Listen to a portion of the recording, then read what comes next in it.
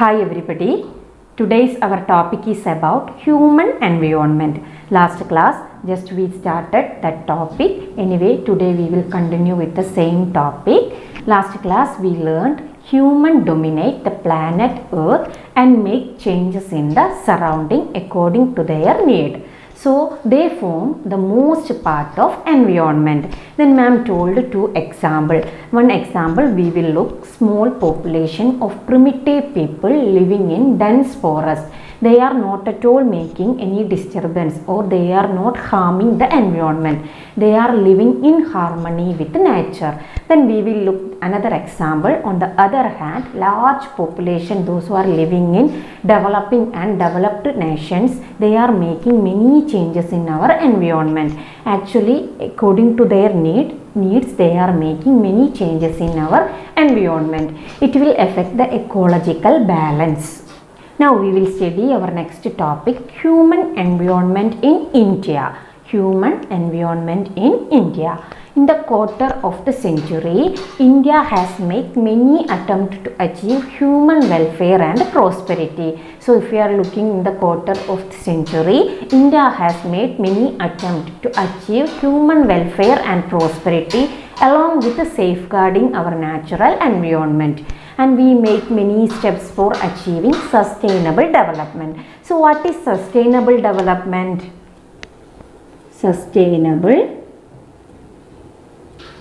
development. What is sustainable development?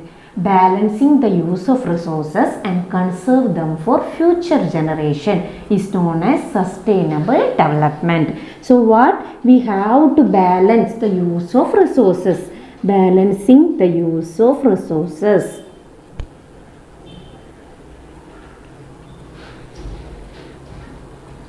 And to conserve them for future generation. Balancing the use of resources and conserve the resources for future generation. Conserve them for future generation.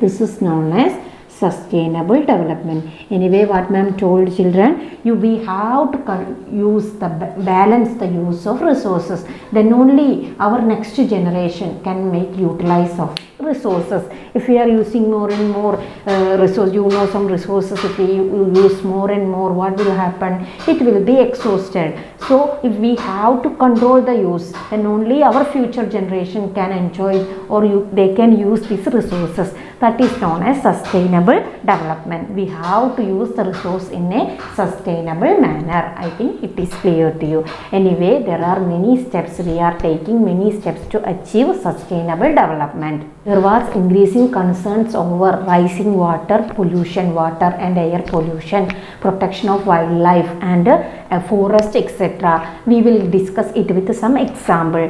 One example ma'am will tell Chipko movement. Actually it is one example how people conserved or how large community protected forest. Chipko movement. It is a struggle to save Himalayan forest. Chipko movement is an example.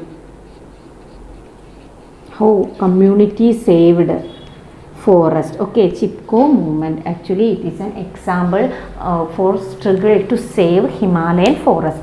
Chipko movement started by Sundarlal Bahuguna. Sundarlal Bahuguna, he is known as the father of Chipko movement. Okay, through this movement, what the people did, their local community, they hugged forest and they protected forest. Okay, so actually it is an important movement started in Uttarakhand and Himachal region. Anyway, this movement, it protected saved many forests in Himalayan region or Himalayan forest.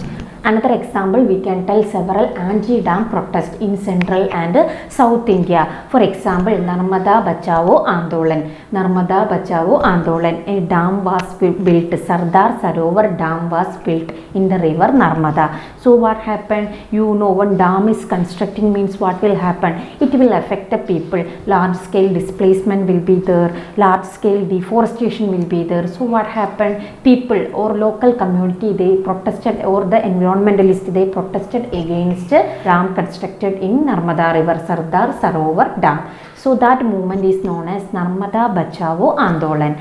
Many other example also we can tell. For example, traditional fisher communities. You know, fishing will be their main activities. Traditional fishing communities, they also agitated against commercialization of fisheries. So you know, traditional fisheries community, how they will live, their livelihood mainly depends upon fishing. So it will, if any commercialization in fishing will come, means what will happen, it will affect their life. So what happened, they agitated or they fought against this type of commercialization of fishing. And government also passed many laws for the protection of wildlife and controlling pollution. Now you know, killing of animal or taking the skin, hair of animal, that everything punishable. Just entering into the reserved forest and cutting the forest from reserved forest, that cutting the trees from the reserved forest, everything punishable.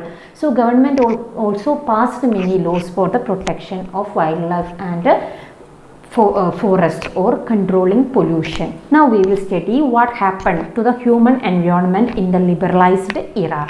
Anyway children, ma'am told you many laws were passed by the government for the protection of forest, wildlife, etc. And anyway, new forest policy was formulated. It mainly focusing on ecological and social values. So many of the law passed by the government, it given more important, more concern about our environment, and it provide many social values. Anyway, citizen itself given a space for decision making process regarding environment. We the people itself have a space given for becoming the decision making process regarding our environment, and many expert committees were formed for advising environmental ministry. And in the case of judiciary, if we are telling about the case of judiciary, it also took many progressive judgment on issues such as water pollution, air pollution, mining, and forest regarding forest, etc. After that, ma'am told about new economic policy. A new economic policy was passed in 1991. New economic policy.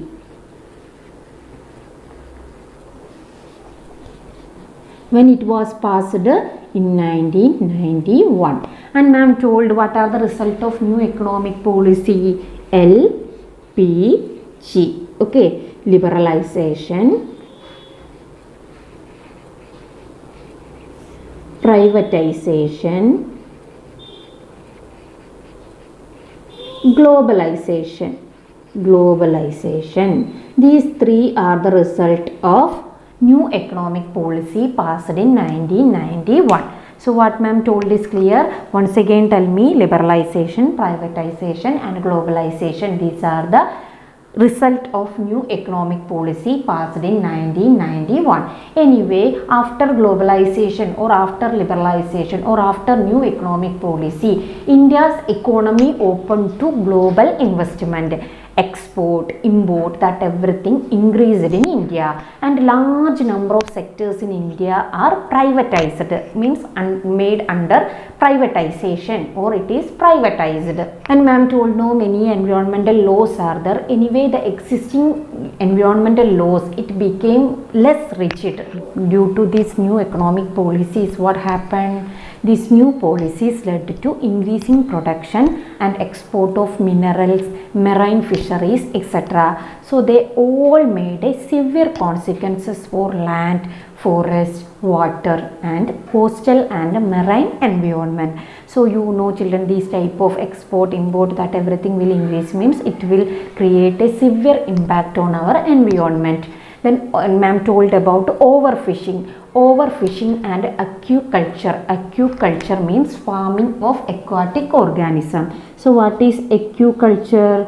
Aquaculture means farming Aquaculture means farming of aquatic organism. Anyway, overfishing and aquaculture, these caused widespread pollution. So it led to widespread pollution, and these activities affected the traditional livelihood. So ma'am already told you, many people are there, many fishermen are there living in India. Their lifestyle is mainly depends upon traditional way, their livelihood that is depends upon fishing. So what happened due to this overfishing and aquaculture? It mainly affected the life of traditional fishermen, or it affected the activities of traditional livelihood. Finally, what happened? Supreme Court decided to intervene, and Supreme Court passed an order to protect the environment in 1996. After that, in 1996, it prohibited non-traditional aquaculture across India. So what happened? Supreme Court passed one order. As per the order in 1996, it prohibited non-traditional aquaculture across India. It's a result of new economic policy. How it affected our environment, or what are the changes happened in our environment in the liberalized era. So tell me children, whether the liberalization is affected our environment. It severely affected our environment. So I think today's topic is clear to you. If you have any doubt, ask me. We will meet in the next class.